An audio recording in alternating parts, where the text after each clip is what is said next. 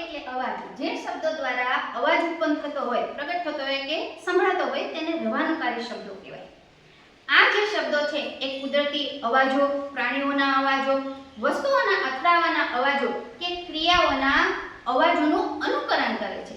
તો આપણે તેને ચિત્રો દ્વારા સમજીએ. ધારો કે આપણે કહીએ કે ભાઈ વીજળી, તો કે કડ ભૂસ વીજળી પડી, વરસાદ ઝરમર ઝરમર વરસાદ વરસે છે, ધજા છે ફરફર ફરફર ધજા ફરકે છે, ઘંટ ટન ટન ટન ટન ઘંટ વાગે છે, પાણીનો પડવાનો અવાજ ટપ ટપ ટપ ટપ, ગ્લાસ ભર્યો છે તો આપણે કઈ છલો છલ ગ્લાસ ભર્યો છે, ભડ ભડ ભડ ભડ ભડ ભડ આગનો અવાજ આવે, ઘડિયાળના કાંટા છે ટક ટક ટક ટક એવો અવાજ આવે છે, હોડી છે એ સરર સરર સરર હોડી જાય છે અને પાણીના વહેવાનો અવાજ ખળખળ ખળખળ સંભળાય છે.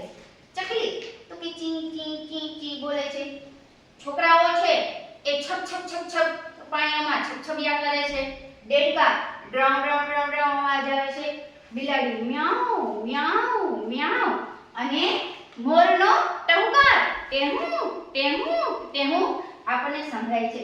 ગાડી પોમ પોમ પોમ પોમ, ભમરો છે એ ગુંજન કરે છે, ઘંટ છે એ ટન વાગે છે, વિમાન છે તો ઘર જાય છે અને આકાશમાં તારાઓ ટમટમે છે. તો આ જે બધા શબ્દો છે એ રવાનુકારી શબ્દો છે કે જે આપણે સરળતાથી ચિત્રો દ્વારા